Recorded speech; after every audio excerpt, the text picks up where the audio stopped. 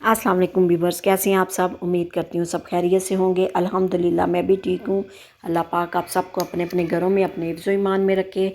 तो जी पीछे बच्चों ने खूब शोर डाला हुआ है और मैं चाह रही हूँ कि मेरे कमरे में आने से पहले पहले मैं फटाफट जो है वो वॉइस रिकॉर्ड कर लूँ, क्योंकि यही प्रॉब्लम है सबसे बड़ी कि मैं जो है ना बहुत कम कम सामने आके बोलती हूँ, क्योंकि सामने आके बोलना बच्चे मुहाल कर देते हैं, इतना ज़्यादा शोर करेंगे।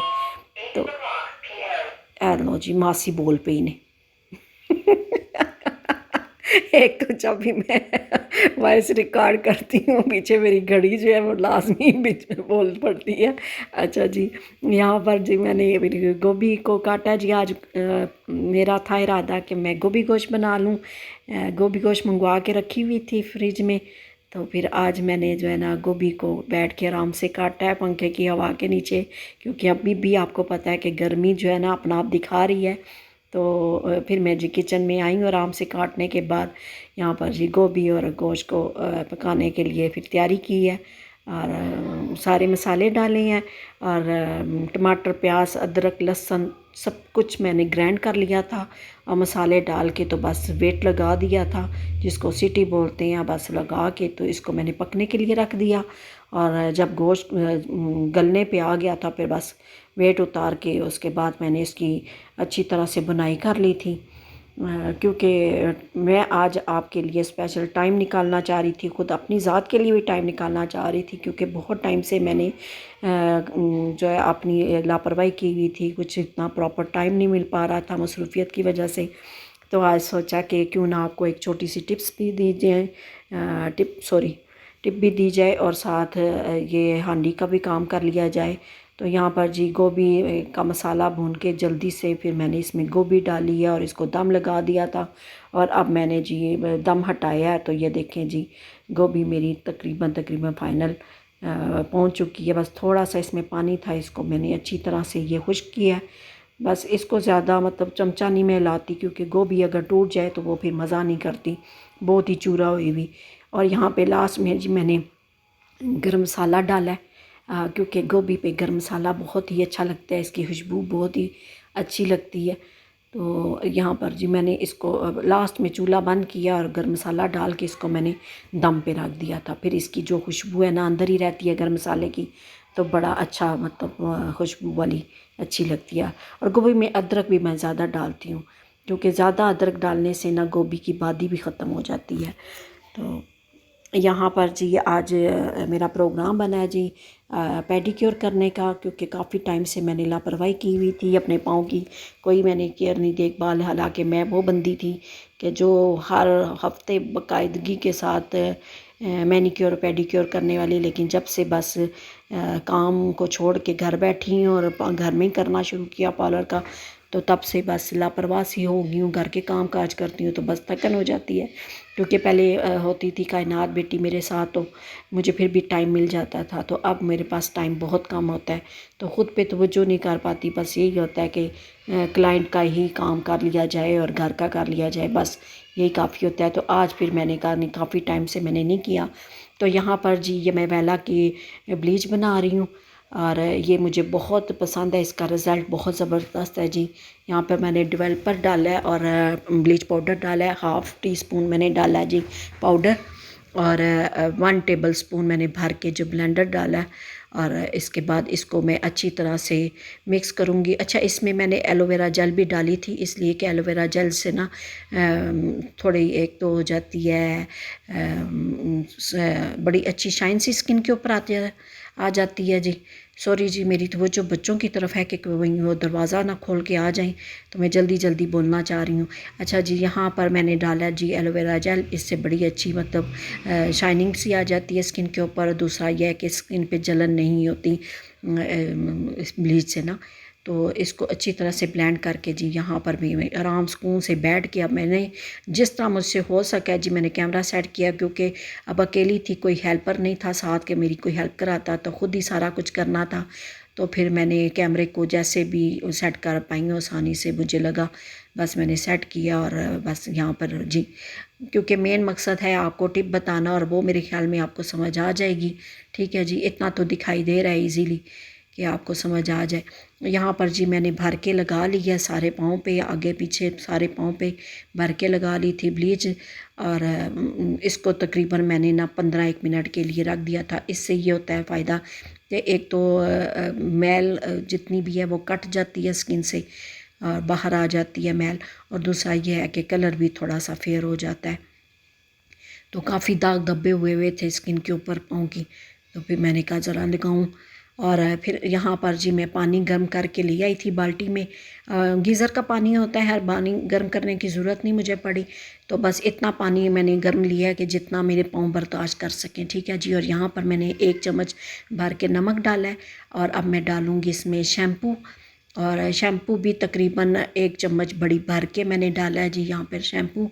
और इसके बाद जी मैं डालूँगी जी, ठहरें जी, यहाँ पर आ जाए सामने जो चीज़ आनी है, क्योंकि मैं बोल रही तेज़ हूँ और पीछे स्लो स्पीड है। हाँ जी, यहाँ पर जी हनी है, और जिसको शहद बोलते हैं, हनी जो है वो मैंने लिया है 1 चम्मच भर के, ठीक है जी। अगर घर में मौजूद हो तो बेशक डालें, अगर नहीं है तो कोई मसला नहीं है, कोई ज़रूरी नहीं है।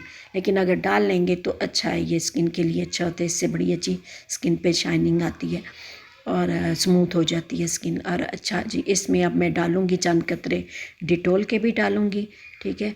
घर में जो चीज़ें आपके पास मौजूद हों, और मेरे ख्याल में ये घर घर की चीज़ें हैं, हर घर में ये चीज़ें मौजूद होती हैं आसानी से।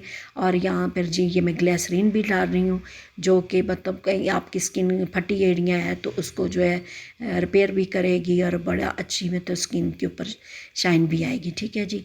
और ये जी मैंने डाल दिया इसके अंदर ग्लिसरीन भी 1 चम्मच तकरीबन भर के डाल दिया। अब इसके अंदर जो मैं पाँव डिप कर लूँगी अच्छी तरह से। और एक जो है मैंने ये स्टोन लिया हुआ है, ये मैंने घर में रखा होता है, वैसे भी जो है ना वो अच्छा होता है, और क्लाइंट के लिए तो मैं यूज़ करती हूँ, क्योंकि जब भी आप हाथ पाँव साफ़ करने होते हैं इससे बड़े अच्छे साफ़ होते हैं। वैसे तो ब्रश का भी इस्तेमाल कर सकते हैं, लेकिन ये इससे पत्थर से ना बड़ी अच्छी सफाई होती है। और यहाँ पर जी मैंने तकरीबन 10 से 15 मिनट के लिए डिप कर दिए थे पाँव। और डिप करने के बाद फिर मैंने जो है ना अगला प्रोसेस शुरू किया था।